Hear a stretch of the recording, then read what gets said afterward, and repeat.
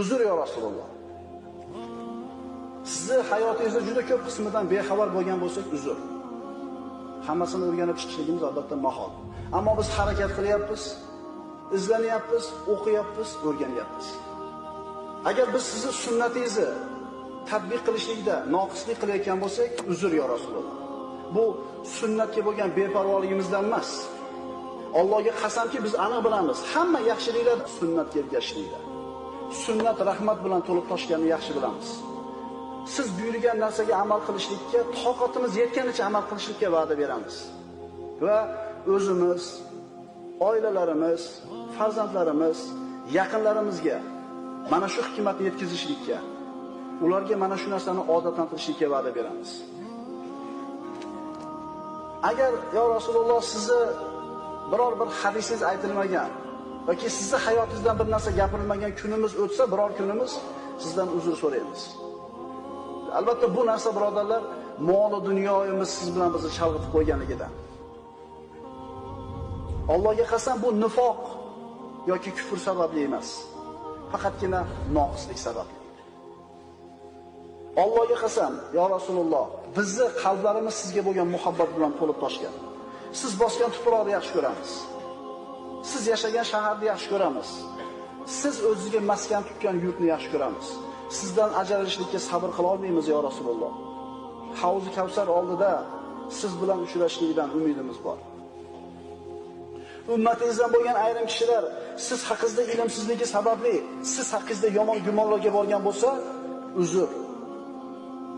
Ularning bu johilligi faqat shariatni bilmaganligidan, dinidan bexabarligidan.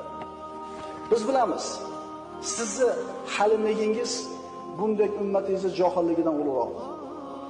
Faqatgina ularda tarbiyasi noto'g'ri bo'lgani uchun shunday gumon qilishyapti. Ular faqatgina manhaji noto'g'ri bo'lganligi uchun, g'arb ketidan qo'yayotganligi uchun va ularda malaklarning fitnalariga uchraganligi uchungina siz haqingizda noto'g'ri gumonga borishyapti. Kim saodatli-yu, kim baxtsiz, kim hovuz oldida siz tomonidan kutib olinadi-yu, kim haydaladi, ana shu kunda bilib olishadi.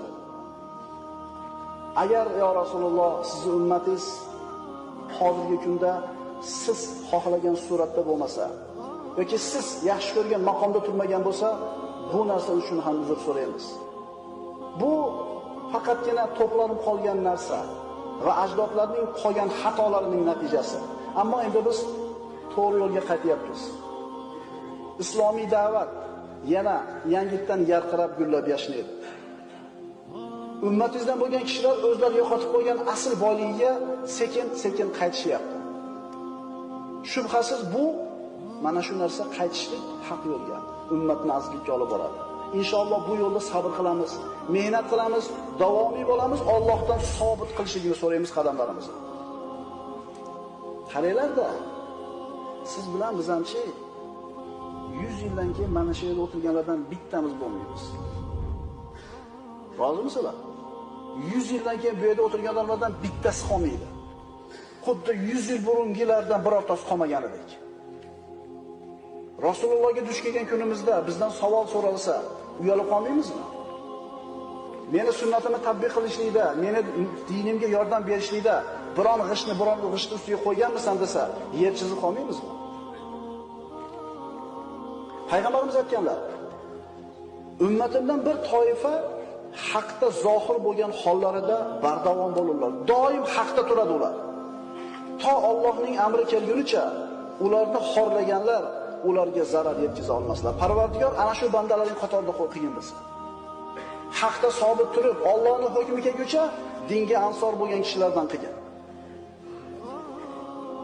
Albatta ya Rasululloh, biz siz qilgan ishni, sahobalaringiz qilgan ishni qila olmaymiz, qila olmayapmiz, ammo umidimiz bor.